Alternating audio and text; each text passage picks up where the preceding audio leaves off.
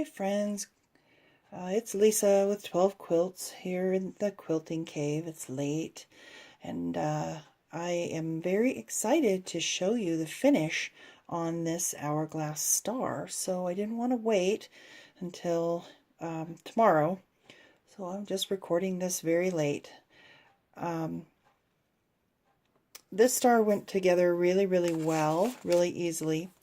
If you'll recall, this corner block here, because the measurements were a little bit wonky, we ended up with a block that was about 4 5/8, just a tiny bit too big, but very easy to square up, especially since none of these seams here had to actually match up with anything in the hourglass. So actually extremely easy to make these blocks fit the way that we wanted them to fit.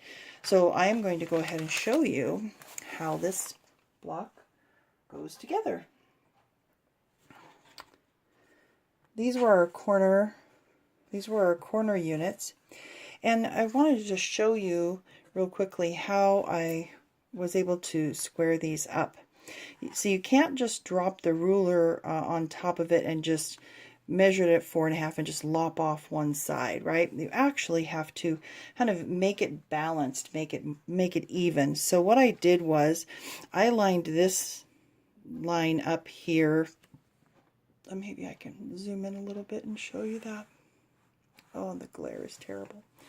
But basically I lined up this seam line and this seam line with, oh, the glare is terrible, I'm sorry,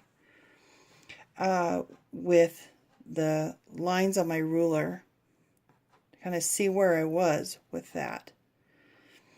You know, just in terms of how much I had over here, how much I had over here, how much was left hanging off of the sides there. And from that point, then you can just kind of eyeball it a little bit, move your ruler, adjust your ruler just a little bit so that you can see you've got about an equal amount hanging over, as long as you're keeping these seam lines relatively straight. If you twist it just 1/4 twist, again, you want to be able to line up one of these lines with the edges of this corner of this red block here. It may not be perfect, but I think that, you know, given the unusual measurement on this one, it works out pretty well, and you end up with a block that easily trims to size. When you look at this, these pieces, these corner pieces look proportional. So let's put this together. Oh, I do want to tell you one other thing about these hourglasses. So the hourglasses also need squaring up, and the challenge, of course, with them is making sure that you've got your point exactly even. But when you square these up, you need to use a ruler that has this this line going down the diagonal here, because that's what you're going to use to line up this seam right here to make sure that you have got your block sewn correctly. What can happen is sometimes these can get a little bit wonky, and I'll show you one that didn't make the cut. Let's see if I can find it here. If you don't get the seam allowance quite exactly right, you see what happens here is I've got something that's definitely not right here. This end is wider than this end down here, and so when I drop the ruler on top of it there and try to figure out where to trim, you can see this is just a hair over 4 1/2, and this is substantially short of 4 1/2. This is a block that unfortunately I will not be able to use, and mistakes happen, right? So one of the things that I do when especially when I'm making hourglasses, because they can go kind of wonky pretty easily, is I cut a few extra squares just to make some extras. As you can see, I don't have a particularly wide seam allowance here, but I just didn't get something right in that. And you know, it happens, right? It happens to the best of us. So let's get this block put together. I am excited to show you what this looks like because it is so cool. Let's see here. Let's zoom out and let's see if we can make this work. So the red blocks are our star points. This is the center. So we need those going that direction.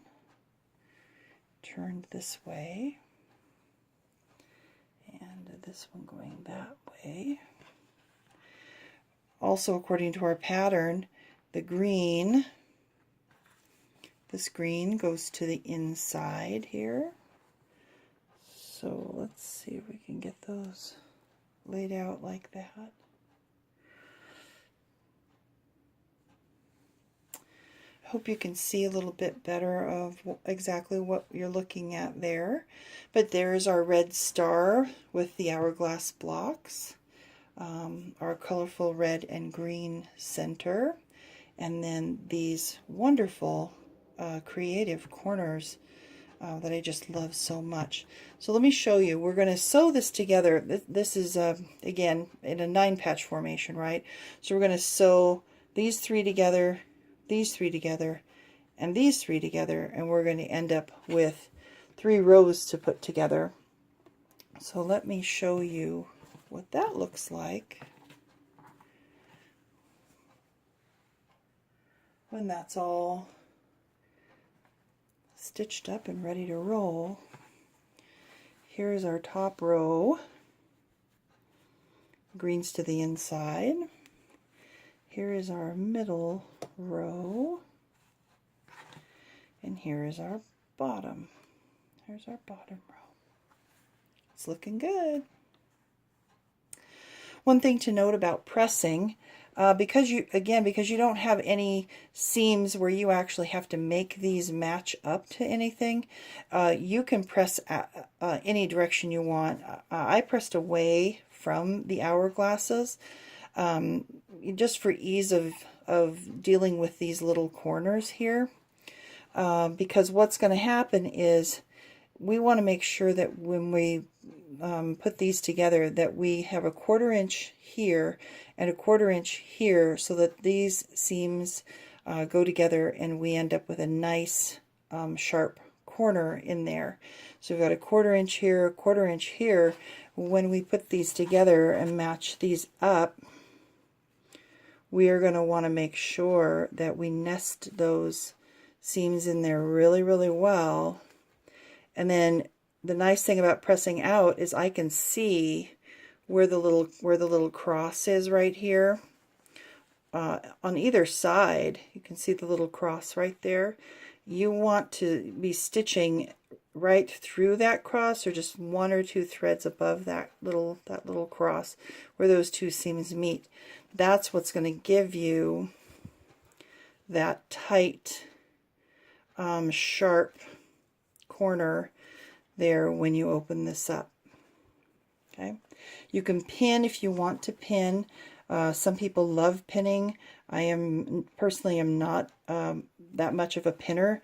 I've had challenges with the pin kind of distorting the fabric, but if you do choose to pin, you can, rather than pinning straight through the intersection, you can pin just before the intersection. Sometimes what people will also do is you can put the pin through the point on one side, and you can put the pin through the point on the other side, so that now if you get the pin straight, you have those 2 points lined up exactly. They'll match up exactly the way that you want them to, and then just simply roll your pin under and pin it that way. So you can do that if you feel like you really need to have it pinned. I think if you practice a little bit, you will get it to the point where you can feel it with your fingers. You can see it right here, so you know where the stitching is going through. Press those open so that you can see those X's right there. And you shouldn't have any problems doing that. So let's take a look at what this block looks like finished. I am just so tickled with how this turned out. I love this block. As I mentioned in the prior video, I don't know who to attribute this block to. If this is your block, please drop your name in the comments, or let me know, drop me an email or something. I would be happy to give you credit as the creator of this particular block, because I think it's just such a nice block. I'm going to pull my camera up a little bit here so that you can see the entire block.